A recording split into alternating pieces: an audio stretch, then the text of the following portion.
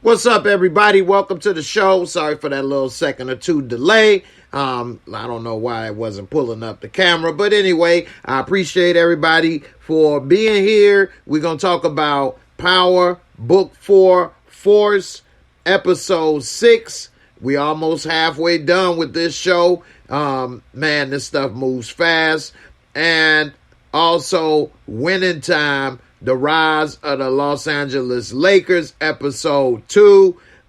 Two very good shows, very entertaining, and I enjoyed both episodes. Now, if you all are new to the channel, please subscribe, support, and, hit the like and all that good stuff. And, I really appreciate it. And also, don't forget to put in the hashtag JAYMOOREREVIEWS so you can get entered into the giveaway for tonight. A little bit later, I'll tell you what the giveaway will be. So definitely put that in there and, hopefully you will win. Last night, it seemed like, a lot of people had a chance to win. So you never know if it may be you. Anyway, so we're going to go ahead and get into it. And also, when I talk about Power, Book 4, Force later, then I will put the link in Discord. So if anybody wants to come up and talk about the episode, they are able to. So definitely, if you want to talk about the episode, stick around. All right, so we start off. I'm gonna start off tonight with Winning Time, Rise of the Los Angeles Lakers, Episode 2. It's a very good episode. I really enjoy this show from a sports perspective as well as from pretty much a historical perspective as well. We get to see a lot of different things about the Lakers and the situation the NBA was in when Dr. Buss purchased the Lakers. They show in the beginning at the NBA owners meeting and how he had a different perspective about how he's going to be able to approach basketball in the NBA. That guy right next to him with the mustache and glasses was David Stern, who later became the commissioner to revolutionize the NBA and modernize it, give it a whole new perspective and outlook to audiences. And it showed just, a lot about that.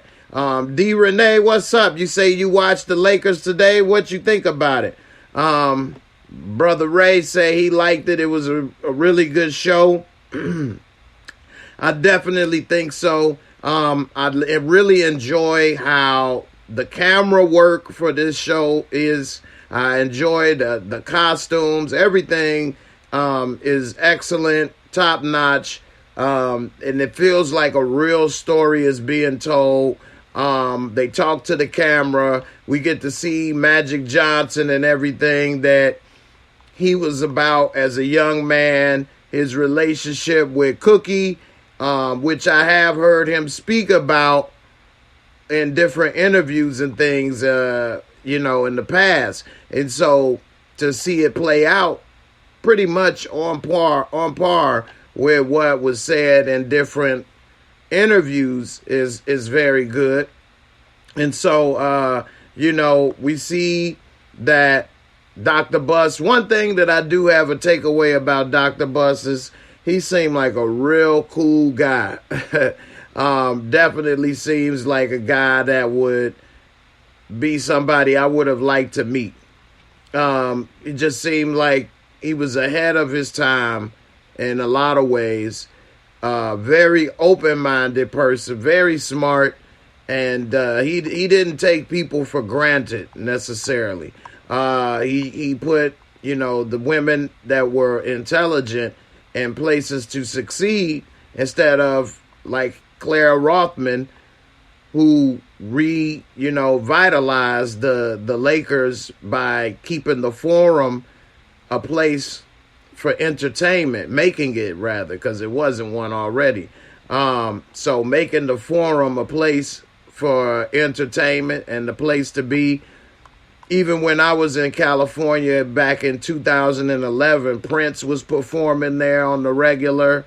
It was always concerts and things. My dad stayed literally a block away from the Forum, and we could see just by looking out the window all kind of things happening. There's always somebody performing or, you know, something going on there, even to this day. And the Lakers don't even play there anymore. So it was really interesting to see a lot of this stuff coming on the screen. It was definitely very informative.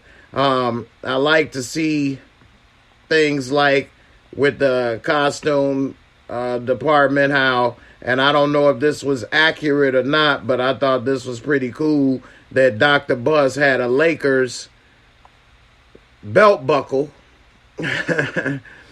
made. That was pretty cool, pretty interesting, especially for, you know, the time period or whatever. It's a little old school today, people wearing big belt buckles and stuff. But that was pretty cool for the moment to see that. And just a lot of other things going on. But this episode was pretty cool. We see Jerry West, a lot of background on Jerry West this episode.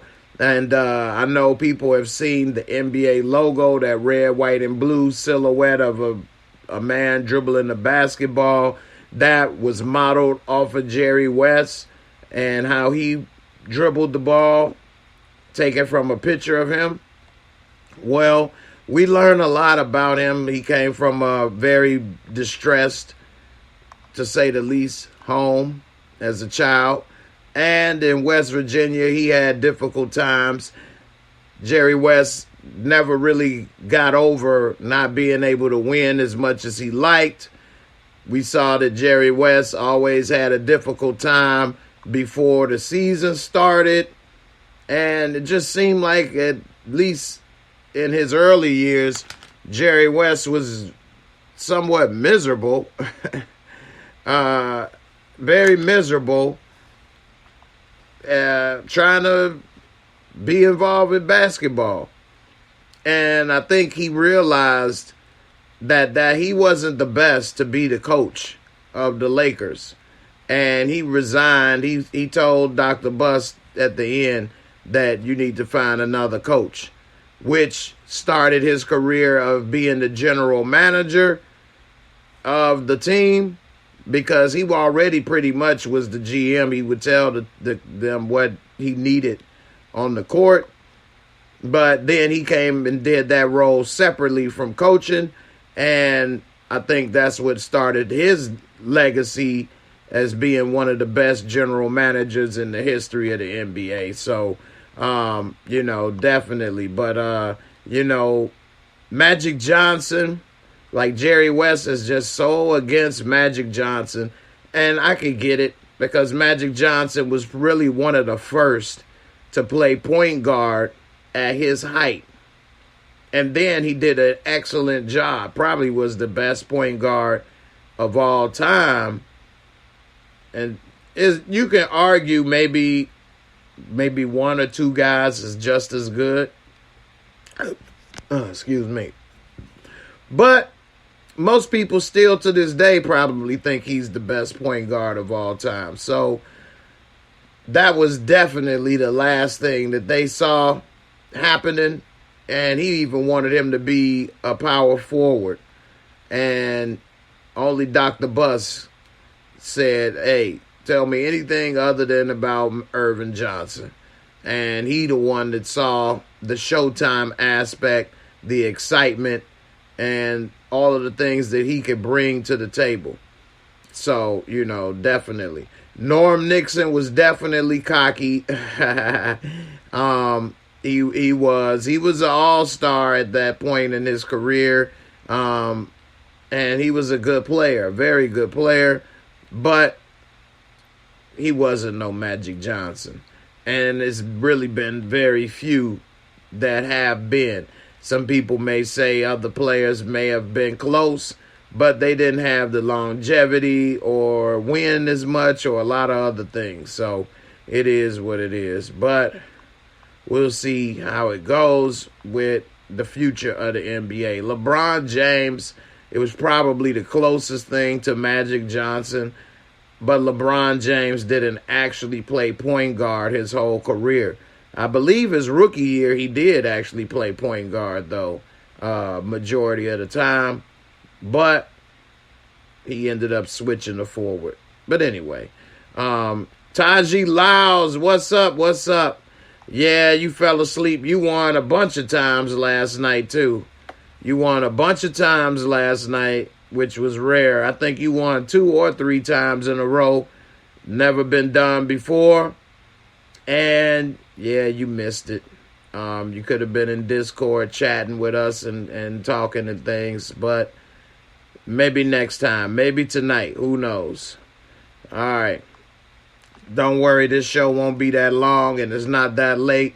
And yeah, the 1 hour delay with the daylight savings time is messing with me today as well. So we'll see how it goes. So anyway, yeah, and Tressa C, thank you with the free Rojas. JAYMOOREREVIEWS, who is Rojas? Definitely. I appreciate it.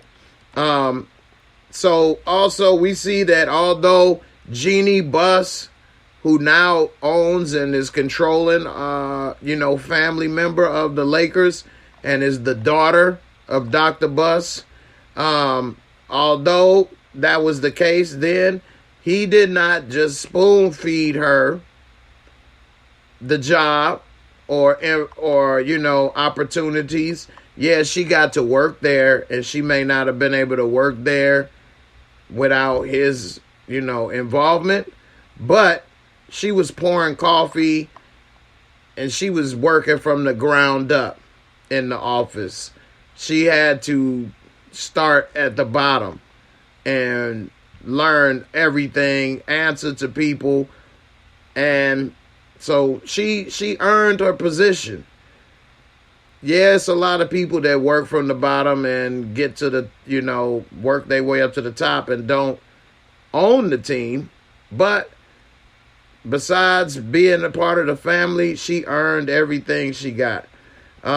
We also got to see how Dr. Buss met Red Auerbach, who was the architect of the Boston Celtics, the coach, the GM, everything, and how he looked at winning and told them, championships aren't won, they're taken by people like me, and crush your heart and still sleep good like a baby at the end. He said one of the best things, one of my favorite championships was that Game 7 win in this building right here when I saw all those balloons that said World Champion Lakers hanging in the rafters. He said it was so sweet to win and make sure that them balloons stay right where they were supposed to be. Right there, had all that hot air staying right up top where it belonged. And then after Dr. Buss said, you know what, you're right. I was wrong. I do need to, come for you and crush your soul. And I'm going to do that. So that was a dope little exchange. He did drop that big-ass stogie out on the damn Lakers center court. But, it's war. So that was definitely cool to see that exchange. It was also interesting to see how Magic Johnson, mama, was really hard on him. She ain't like that little hot tub that, he said, just like the hot tub that the white ladies got on the TV, mama. Just like that hot tub, mama, that white lady got on the TV. Cam-A commercial. But, Cam-A. And she tried to act like she didn't want it, this, that, and the other, the hot tub. But when her friends was over, I feel like one of the white ladies on there. I'm just sitting in that tub. My son bought it for me. I mean, that tub definitely looked a lot better than that green monster that she had parked right there. That's for sure. But she said, that tub looked better Then I feel like the white lady on TV. My son bought that for me. But she always gave him a hard time directly. So, you know, in a way, that was her own way to try to keep him in line and to give him that push. But she was still proud of him. We also got to see that Magic and Cookie, yeah, Magic was a little jealous of old boy, the shoe salesman. And Magic ended up doing him dirty on the basketball court in the pickup game. Pulled up in the Benz, did dude dirty, dunking on him, embarrassed him, talking greasy on the court, talking about, yeah, you know, you ain't trying to get them skins. I heard you ain't got them. I got them. Yeah, he's like, I'm not there for her body. He's like, yeah, well, you want the heart or the mind? I got that too. I forked that too. So, you know, he definitely was playing some psychological warfare with Shorty right there, and it didn't seem like he was winning, but it was pretty good, man. I really enjoyed the show. We got to see Kareem meditating. Jerry West came to talk to him. And it was pretty interesting. The book Kareem was reading. I got some of these pictures still loading, but let's just say the name of the book was Ninja. Jerry West like, yeah, I got that on my reading list too. Kareem like, man, what?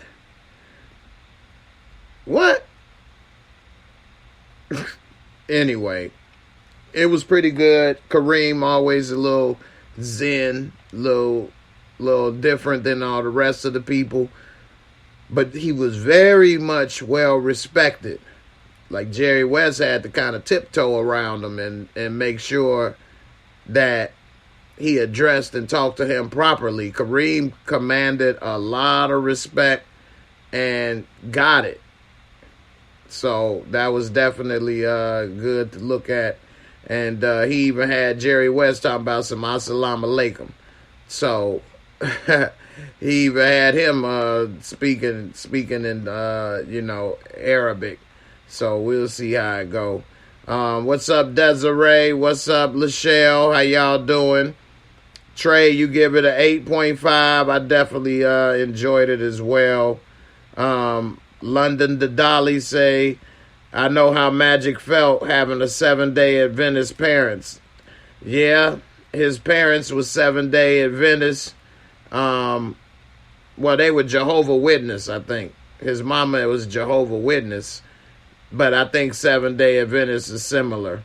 But I know what 7-day Adventists are, but I'm guessing it would be similar living with that as your parents. But yeah, his mom and dad were Jehovah Witness, and even when he was at the little church function in the Kingdom Hall, he even showed up, the little shoe salesman dude. They like, why don't you go ahead? We need to repair that stained glass window. That's what the preacher was saying.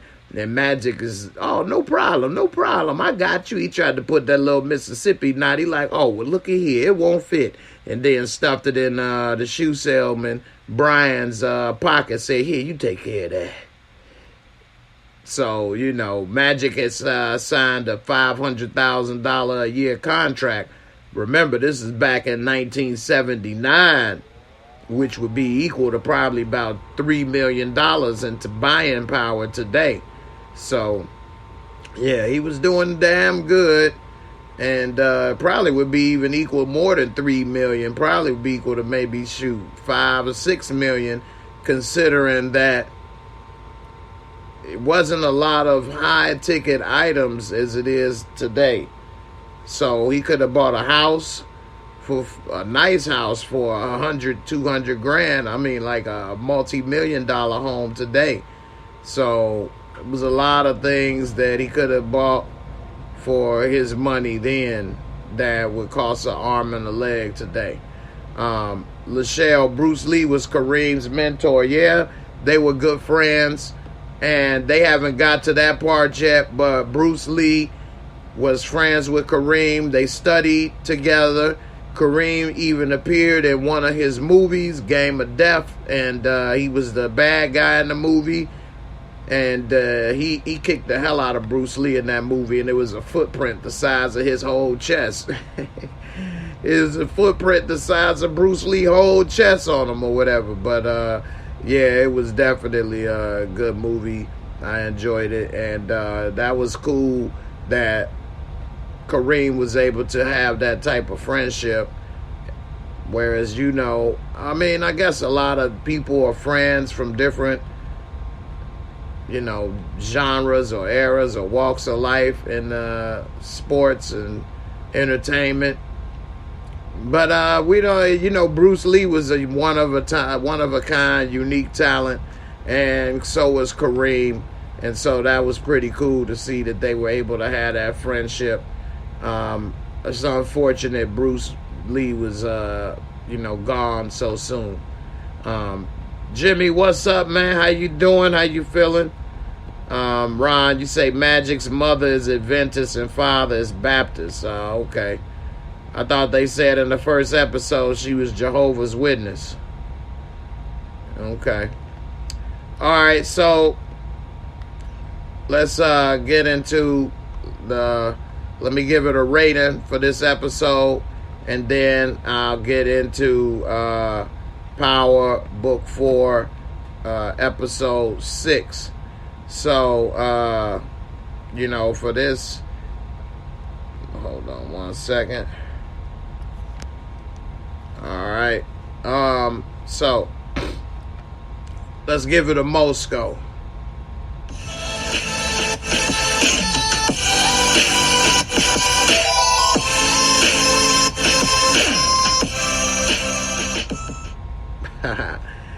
I gotta start using that more. All right. So again, for those not familiar, 4 simple categories, 25 points each category, and it can bring to a total score of 100. If you come up with a 90, then you can round it down to a 9. That's the same as a 1 out of 10. So let's go. Visuals, cinematography, excellent way to put this show on TV. It's almost as if you're looking at archive footage. They're using cameras that make it look like you're in the 70s or 80s on purpose. The way that they're filming this, with the way that the characters talk to the camera, some of the shots that are used, it looks as if it's a person looking at it and not a perfectly clean-cut movie or film or TV show. It's done in a very unique way. It's not like anything else on TV right now. And so with visuals and cinematography, I'm going to give it a 25. All right. Storyline and plot. It's an excellent storyline and plot. It's about the Lakers. This episode, we get to see the behind the scenes of how Dr. Buss decided on how they were going to approach running the organization. At the end, he said, the old way dies today. We going to win and crush our enemies from now on. And just the whole way that he came about doing that, approaching the owners, getting to know them, how Red Auerbach lit that fire under him. We get to see Magic's relationship with Cookie and his family and people in Lansing. So I'm going to give it a 20 for storyline and plot. It was very good. Special effects, makeup, costume.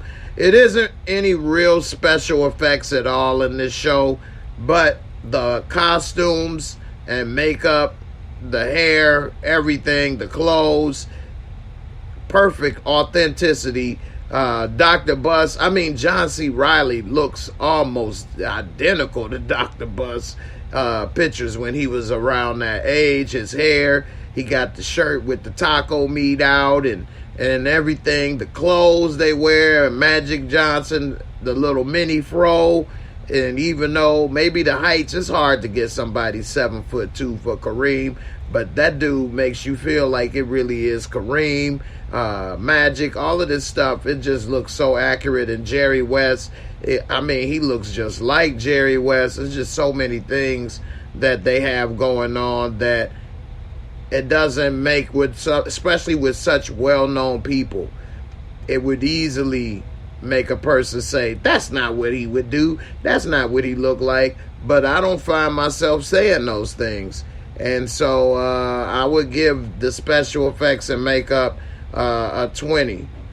And costumes and entertaining fun factor, I would give, it's a very good show, very entertaining.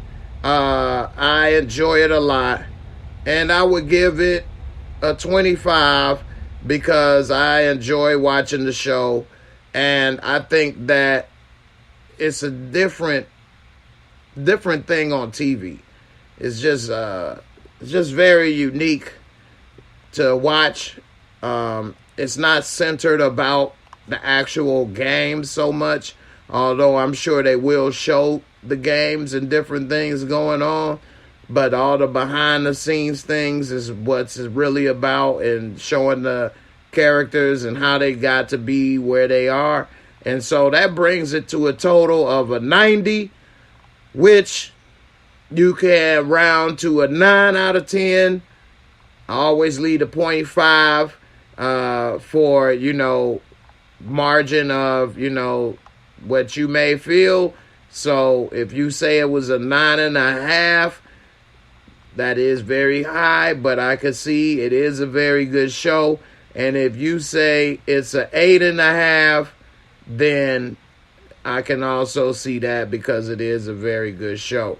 So a 90 is what I would rate this show, this episode. So we'll see. All right, so I appreciate everybody. You like that taco meat? You like the Moscow, Karen? I appreciate it. So yeah, you guys can put in what you would rate this episode for Winning Time, Rise of the Lakers in the comments, and I'll put it up on screen before we get ready to go over to talking about power. Ill Woods, it would be dope if they did that for all the NBA dynasties from the Lakers and on. That would be dope. It would be great if they did it for the Bulls. And it really isn't too many dynasties, I guess. I guess they could do it for the Pistons, because they did have a 3-year run where they were pretty much, or a 4-year run, if you want to stretch it, where they were in they were in the finals 3 straight years, and then close the year before that. Also, they could possibly do it for the Celtics, of course.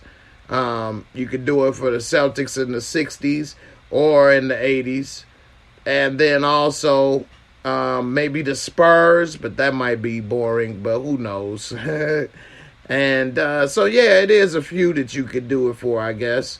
So that would be cool. Even maybe if you want to say Golden State now, or the Miami Heat with LeBron, that would probably be interesting. They did go through a lot in them 4 years, from losing to winning to losing. So, it'd be interesting. I wouldn't mind seeing that. You say you would rate it an 8? The Knicks. The Knicks don't have a dynasty.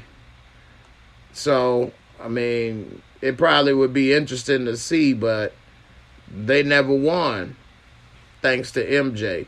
Now, if you go back to the 60s, when Phil Jackson was a role player and Willis Reed and Clyde and stuff, then yeah, I guess you could do that, because they won 2 championships in the late 60s. But other than that, I don't know. Yeah. All right. Let's talk about Power Book 4, Episode 6.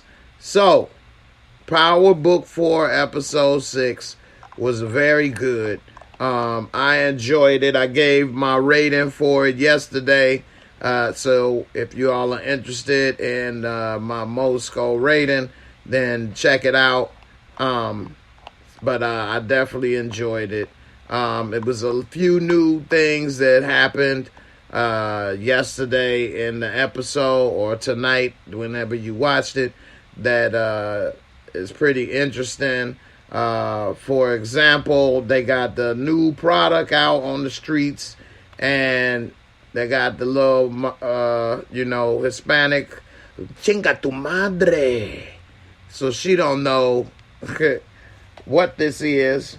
It's kind of crazy how she just sampled it after her partner or whatever sampled the goods. But we see Tommy and Claudia building their empire.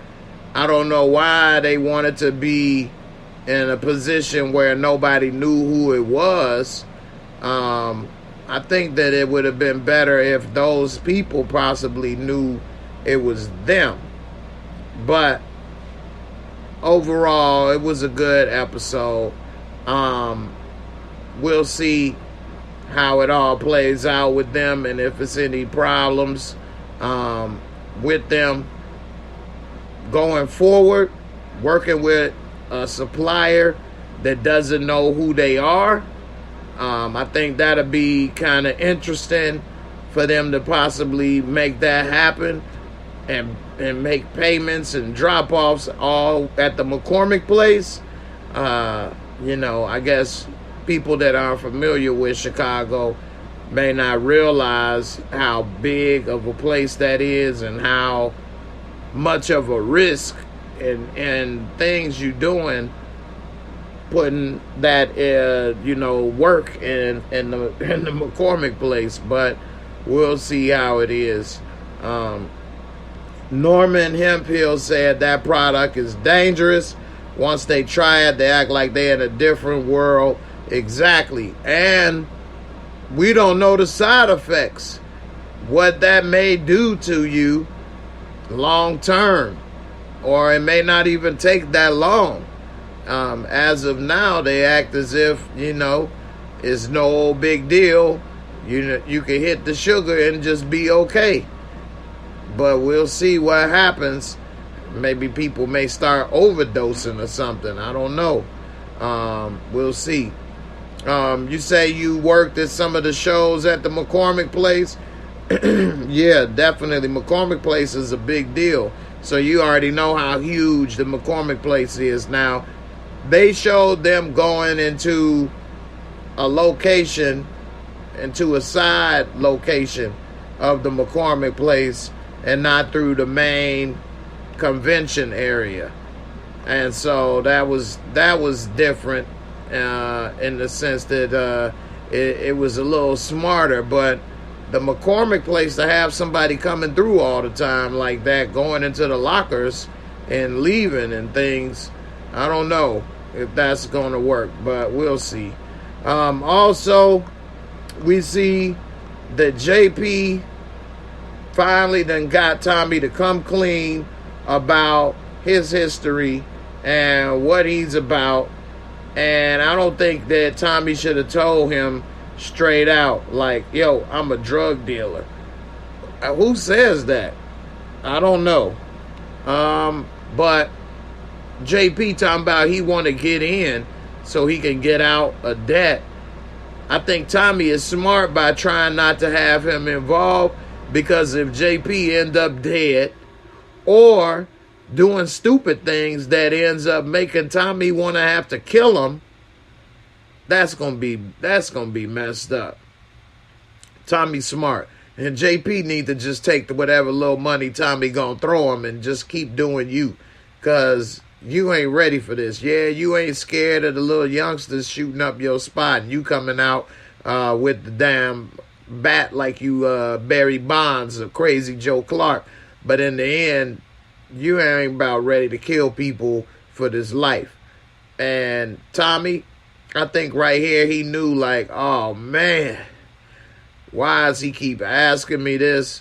If this dude gets wrapped up in this life, it could go bad and I might have to kill this dude. And this is my brother from another mother. My brother from another daddy. Same old nasty mother, but anyway.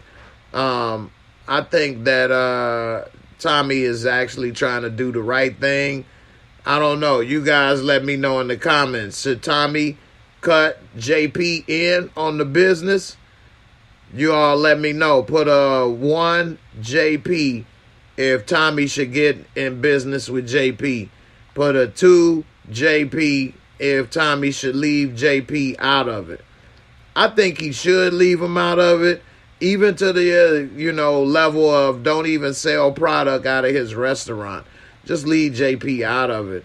And maybe you could give him some money on the side if that's what you want to do. But do not cut dude in on this business. You barely know him. You don't know what he may or may not do if he gets caught up by the police or by other people that are in this business, in this life. His daddy gonna ready to give your ass a whooping. Sonny done retired from frying chicken so he can be a part of his baby boy life just for you to come into town and get him caught up selling dope and die. Sonny said, I'm too old for this. Don't interrupt me. I'm on a roll. So, I don't know. I definitely don't think so.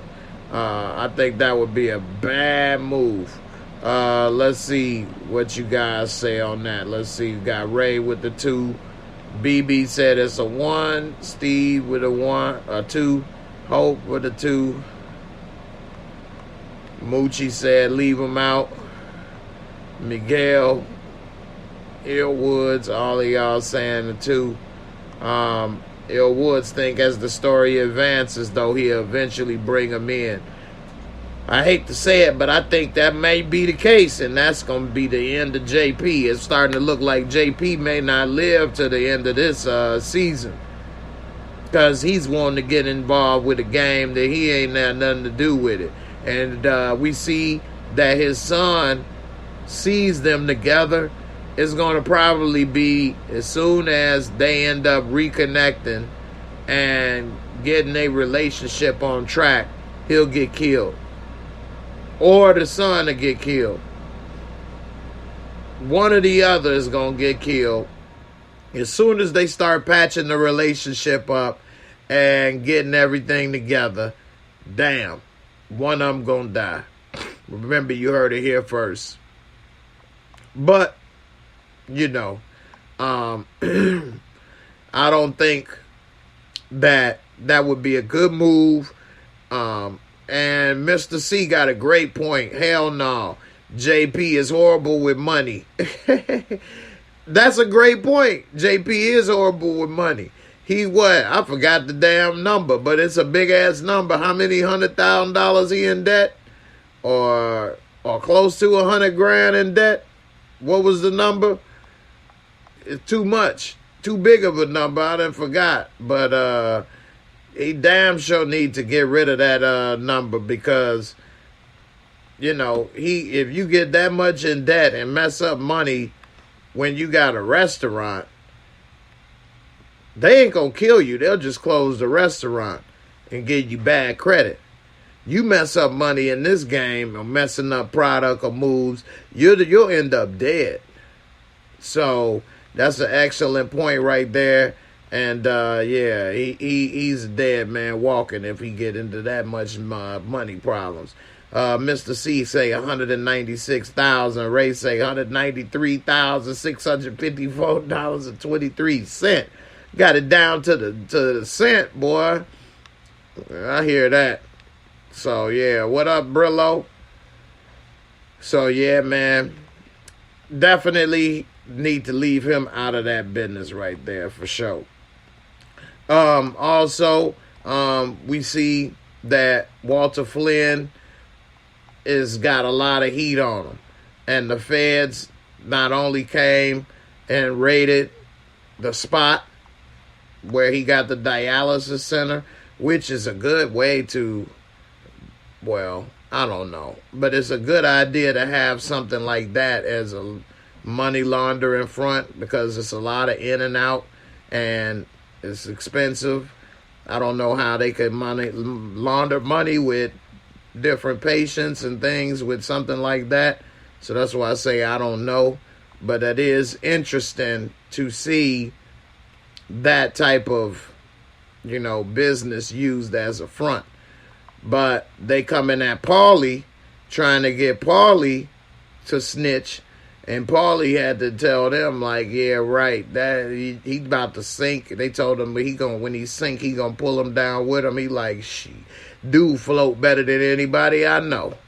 And Paulie said, I ain't about to be the one to sink him. You got me forked up, which was, some real loyalty. I'm wondering what they got on Paulie that made them think that he would start to tell them stuff to help bring Flynn down. Father Flynn ain't going nowhere, and like Paulie said, I ain't about to be the one to do it. So, I mean, Walt Daddy is around for the count, and we saw at the end, he ain't as sick as it may seem, because he got surgical with that Nina Ross real quick. Paulie rolling in the Bentley right here. One thing on the side note I hate about Chicago is the damn front license plate. I would not put that front license plate and mess up my look of my Bentley with that thing. That's ugly. Anyway, I never used to ride with my front license plate on in Chicago. And, I mean, that's just mess up the ride, the looks. Because that's a clean look right there. But these FBI agents, they ain't got their stuff together. Because you don't pull no raid like that at the dialysis center without having some real evidence. Because now they're going to tighten up, make sure that there is no loose ends, and make sure that if you come again, that you won't find anything. And you already then gave them the warning that you looking for them. So that was a huge mistake. Also, I think even though it ended up helping, I think it was a huge mistake for Vic to tell Flynn that, tell Walt Daddy that he got shot at, and it got something to do with making moves with Tommy Egan. You don't tell me this shite. You don't go making moves with Tommy Egan. You making moves with Tommy Egan, that dumb shite. You almost got the whole family blown off. You have to do better with that shite. Anyway, that was stupid for him to tell him that he was making those kind of moves. It also, if you doing that, you gotta be able to take the blowback that come with it. You shouldn't be doing one thing and then if it come back, you ain't able to handle it. You can only take the good, but none of the bad. I think that was a bad move to go tell Daddy Dearest. Even though he went ahead and popped those, you know what I'm saying, the Serbs, all that's about to do is create all-out war with the Flynn family and the Serbs. Probably going to get Vic killed because the storyline, or Gloria, that storyline of Gloria and Vic living happily ever after in this home is not about to happen. Gloria is going to get killed. She is not about to survive. They don't never allow a happy ending in power. Never. Never. Ghost didn't get to go and be straight and work in politics. Angie didn't get to be happily ever after. We don't see what's his name go play basketball in the NBA. So it's never a happy ending. I can't think of his name right now. Y'all know who I'm talking about. But anyway, Gloria ain't making it. Sir Classic say Gloria's definitely getting killed. I definitely agree with you. Alright, don't forget to put in the hashtag JAYMOOREREVIEWS. You could definitely, Zeke, that's his name. Appreciate it, Zeke. Don't forget to put in the hashtag JAYMOOREREVIEWS so you could be entered in the giveaway for tonight. We're going to have a $10 Cash App giveaway tonight. Alright.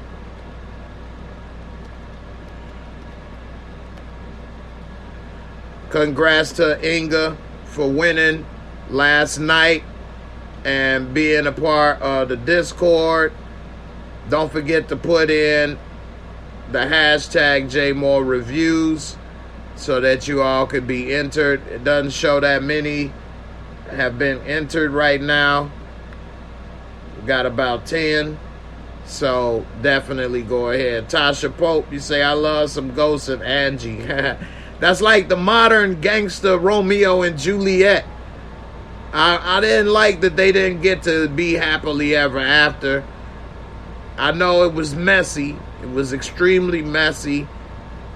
I know it's Team Tasha out there that's glad it didn't happen. And I can understand that. I mean, you know, they looking at it from the aspect of the married woman and don't want him to be happy with somebody else. I get it. But, I mean, if a person don't want to be with you, it ain't nothing you can do about it. You can't make them be with you. I mean, if I was with someone and they wanted to be with someone else, I wouldn't want them to be miserable forever because they didn't choose to be with me. Time for you to go. Best of luck to you. I'm about to move on and try to do me. That's all I can do. I mean, I'm not going to wish you to die or to wish a curse on you. So I wouldn't want that to be on me either. But I don't know. It is what it is. We'll see. But yeah, I feel you. I get it. Miguel said Ghost is in the movie on Netflix. Yeah, he been doing a couple movies on Netflix. I even liked him in that zombie movie on Netflix. The Las Vegas zombie movie was pretty good as well. So, yeah. Miss Crafty, you say, but you also don't want them creeping behind your back. That's why we would break up. That's why we would break up. Like, yeah, you ain't gonna be creeping behind my back. Time to call them up and pick your ass up. It's over. I'm not gonna keep trying to be with somebody that's gonna be creeping and cheating and lying and don't want to be here. Well, then it's obvious you don't want to be here, so it's time for you to move on, and I'm gonna move on. It's no sense of me keep arguing, or now I'm about to get a detective, or I'm about to be the detective and trying to look at what you doing, or monitor your phone calls, or popping up at your job, or doing. I ain't got time for all that. That's doing too much. I could be putting that energy with somebody that want to be happy and be around me than doing that. So I couldn't do all that. It's time for you to go. It's not that I don't like, Lachelle say I didn't like Tasha. It's not that I didn't like Tasha or had something against her. But I didn't think that she was very supportive of his dreams. He did everything he could for her, and she didn't want to listen or support what he was trying to do. And I think it should be a two-way street in a relationship. It shouldn't be, I'm trying to do all the things to make you happy, but if I ask you to do some things that support me, you don't want to do it. You want to argue. You want to tell me some other stuff. So I just didn't think that was cool. Plus, I don't like how she was upset in the very first episode, taking off her drawers and all that stuff, for Sean, and Ghost ain't did nothing. He didn't cheat with Angie. He ain't do nothing. She didn't even go over there to figure out who it was he was talking to. So how could you do all of that? So anyway, I digress. Anyway, we know this story already. Some people are in denial, but it is what it is. Some people actually still say Ghost cheated first, which that's just ridiculous. Anyway, good point, Miss Groovy. Let's talk about Tommy in the suit. So, we see Tommy in the suit, and a lot of people think that Tommy's suit was not good. Some people think Tommy's suit was nice. You all let me know what y'all think about Tommy's suit. Was it good? Was Tommy doing one in the suit? Put a 1T if you think Tommy's suit was nice. Put a 2T if you think Tommy's suit wasn't all that. We saw Tommy in the suit, and we see when he came down that he actually blended in. Although that suit was not the type of suit people there would have worn. You see nobody else wearing a suit like this, but nevertheless, it was a three-piece suit, and it had a couple of modern touches to it with these slits in the front and back.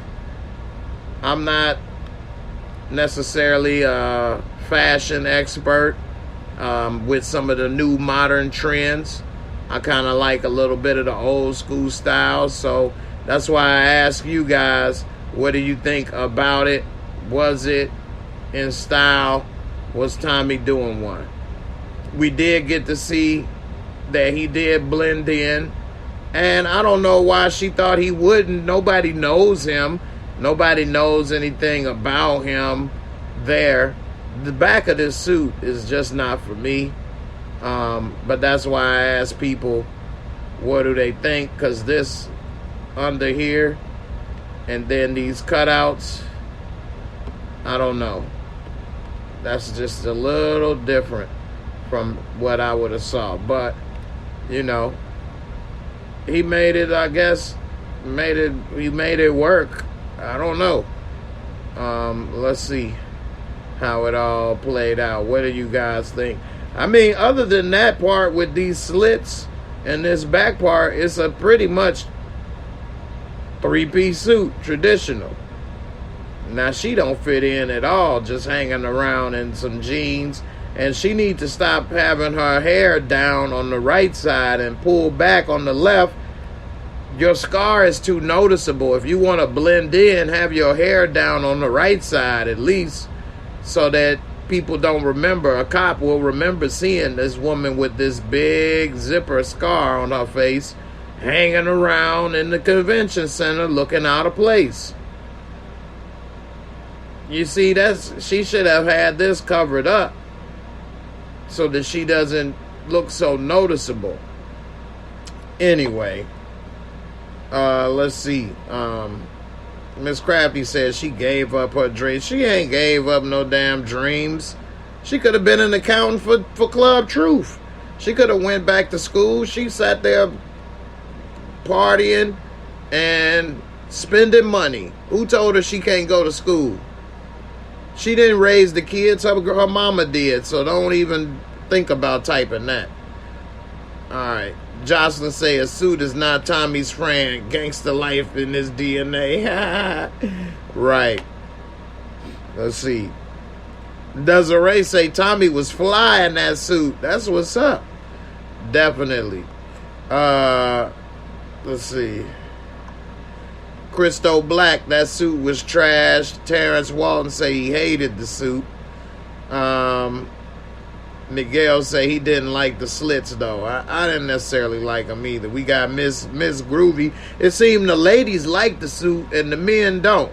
Miss Groovy got the 1T. Terrence got the 2T. Lil Rock 2T. Miss Crafty a 2T. Desiree 1T. Hope Lee 1T. Well, Kim said it's a 2T garbage. Karen said 2T. Sir Classic 2T. Barika said that was grown and sexy. All right, now. Jan W 2T. Tommy was dressed like Zorro. Zorro. Christo Black said his funeral attire was 10 times better. Okay. Good day. Peace to you. 1T. It fit his style. Okay. Il Wood said it ain't his style. 2T. Alright. So it looked like it's damn near split down the middle. Karen said I expected it to be tailored like Ghost suits. Okay. Yeah, Ghost rocked some dope suits. I ain't gonna lie. HEA said it was more of a European cut. Kimberly said the cutouts was too feminine for Tommy. I thought those cutouts were a little feminine from feminine designs. I've seen something like that with ladies wear. But like I said, I don't know what's in style right now, so that's why I had to ask. Desserts by Natalie said Tommy's suit was modern and different. Okay. Nothing wrong with that. All right. So, the last thing before I get ready to wrap this up and do this raffle for tonight is what's up with that new lady that popped up with Diamond. Do you all trust her? Put a 1T for trust. Well, no, I already did the 1T. So put a 1D for Diamond. Can Diamond trust her? Or put a 2D if Diamond need to leave her alone. Hit it and quit it. Diamond need to hit it and quit it. She already popping up on this damn front porch, which is another question that I'm going to talk about on Tuesday. Should you bring somebody to your house for a one-night stand or a new relationship? Because he only had a one-night stand, and he done brought this woman to his house, and now she popping up. She don't know what he could have been doing. What's going on? And we later learn, of course, that something is a little suspicious about this woman because she's Googling him, and she knows about him being locked up for 15 years. Now, does that mean that maybe she wanted to know more about him because she may have been trying to investigate somebody she could be probably catching feelings for? Possibly. Or has she been sent by somebody else? On the side note, I do like this Burberry sweater that he was rocking. That's a little bit more my style. I mean, of course, I wouldn't wear that to a business meeting, but I do like that Burberry sweater. Look at Pops, wide eyes, all in the business. Anyway, I like that Burberry sweater, though. That's dope. That's a little bit my speed. Anyway, she up here got him eating her eggs. Ray said Rojas sent her to do some recon. Come on, man. You can't let the info out, man. No, I'm just playing. HEA said it wasn't in a text message. I thought that she was looking that up. Let me pull it up and see. But we do see that, she's there. Everything turned out that it looked like it was just too perfect. I don't know how many ladies might give you some rhythm based on what you was doing 20 years ago. But, I mean, there's some people that do it for less, so who knows? But, let's see, here we go. So, when she leaves the house, she pulls up her phone. without any sound. Maybe it was a message, but this looks like a Google, or she looked up this article. This isn't a text message with this information here. That damn box on his head is horrible. So without the sound is kind of hard, but that smile on her face, why would you be smiling to find that information out? Maybe she's smiling like, yeah, I got his ass right where I want him. Ain't nobody gonna turn down this pussy. And you gonna turn down this pussy? Huh? You want to turn down this? So, I don't know. It looked kind of suspicious. And I don't know exactly who could be sending her on him, other than Jannard is my number one suspect right now. Jannard is my number one suspect on who was sending her to do that. Let's go and see what you guys think about should he trust her. We got a bunch of twos: Terrence, Jamari, Ray, Kim.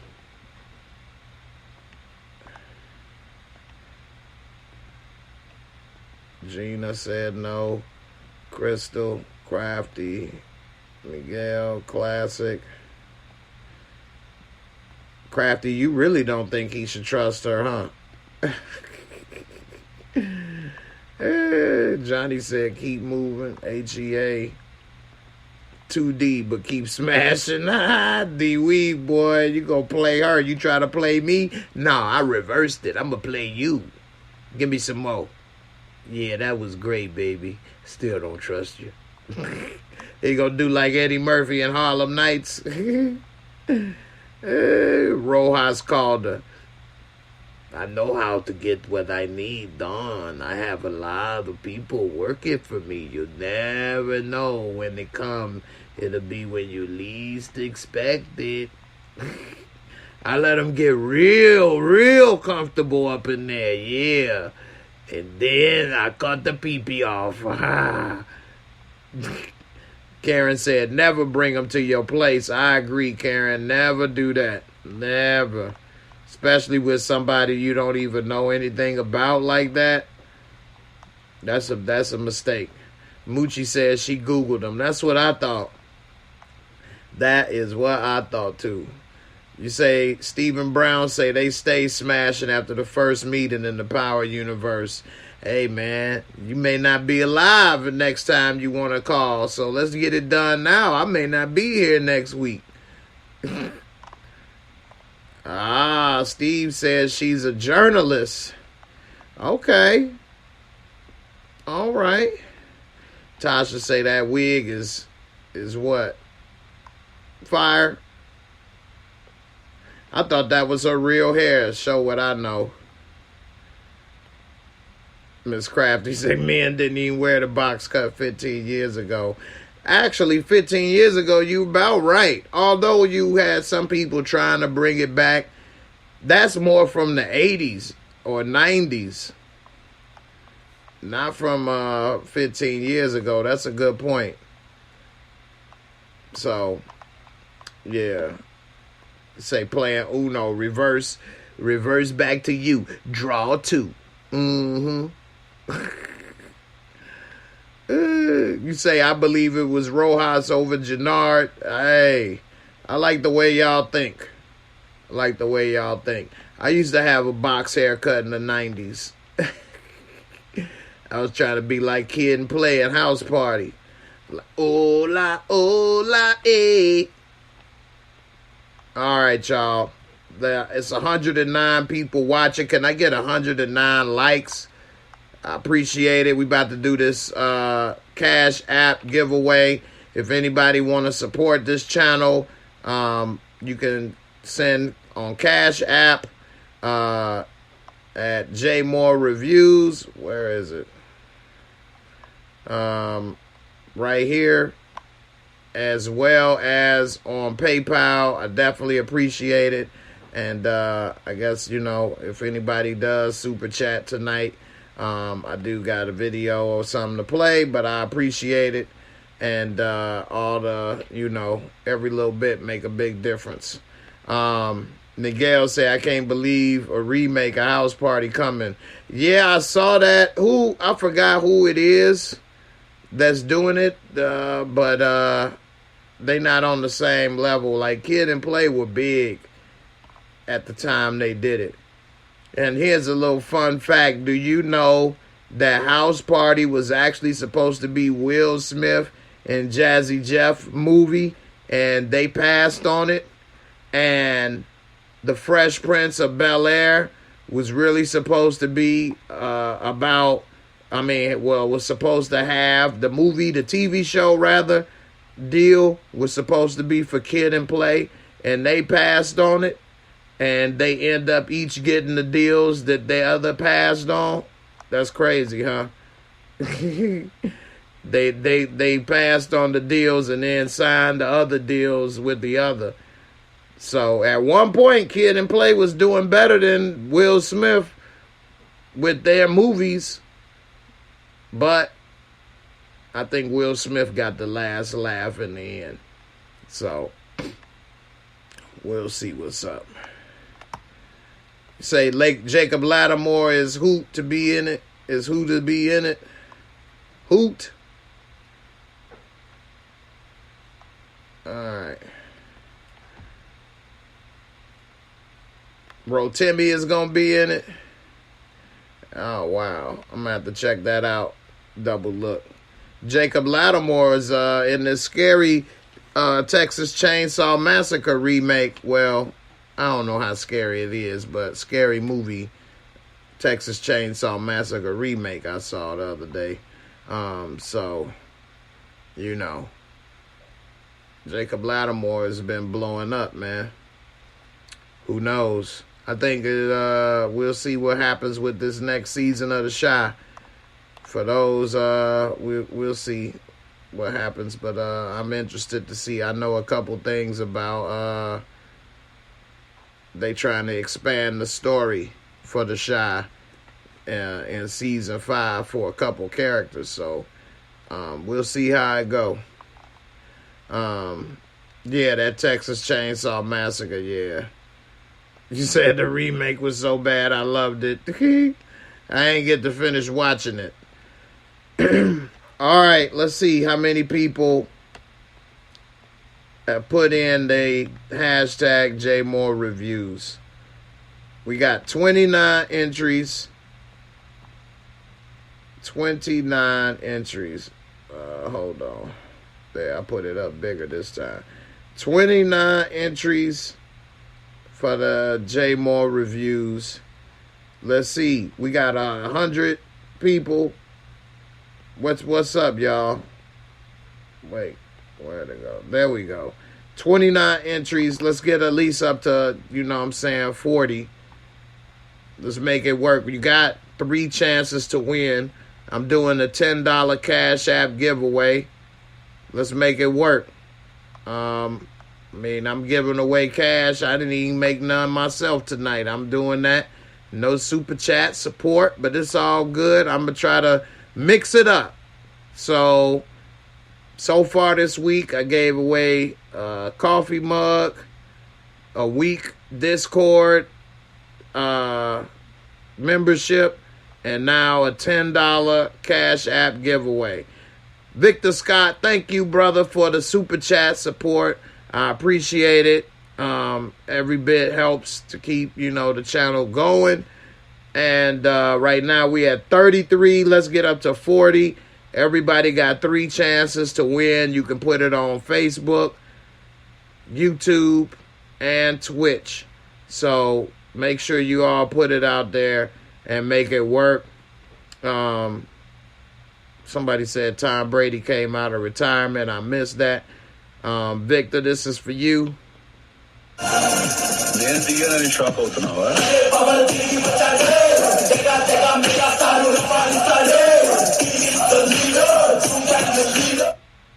That was Rojas in his early days handling business. Yeah, I didn't get any notifications about Tom Brady coming out of retirement. But we'll see. We got 34 entries. I see a lot of people leave when it's time for the giveaway. They don't want to be a part of the giveaway, huh? They don't want no money. I don't know what's up. All right. We're going to get a couple more before it's time. It's already, what, an hour, 10 minutes running time for the episode. All right. Jay Wellathon with the 35th pick. All right. Well, I guess I'm going to go ahead and do it now. And let's see how it go. Anybody that's interested and joining this channel and being a part of the membership, I'm going to put the link right here in the comments. You can always find a link in the description box below. And come on through. Brillo with the 36th pick. Steve, what's up? Appreciate it. Demare Brown putting it in. That's what's up. Christo Black with the hashtag JAYMOOREREVIEWS. Appreciate it, brother. All right, maybe we might get 3 more. Y'all know I'm OCD about even numbers, so definitely hit the like button, subscribe, and all right, I don't want to keep it going too long this time. Let's go ahead and see who won. All right. Draw.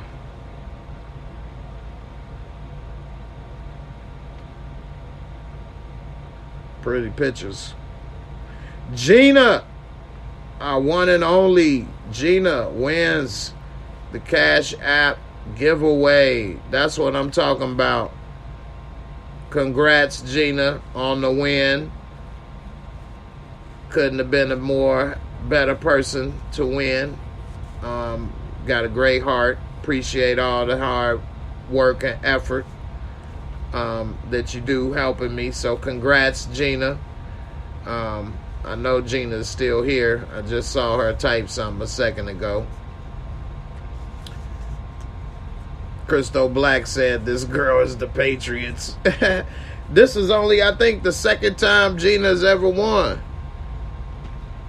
And I've been doing this for like almost 3 months now, so she don't win that much. So we'll make it work. Gina, you still here, right?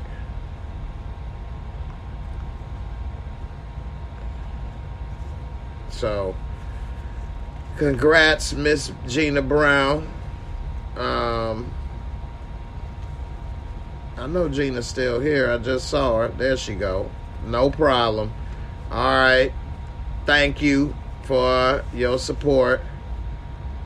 Desiree, you just started back coming to put it in. You'll win. You'll get there. You'll win.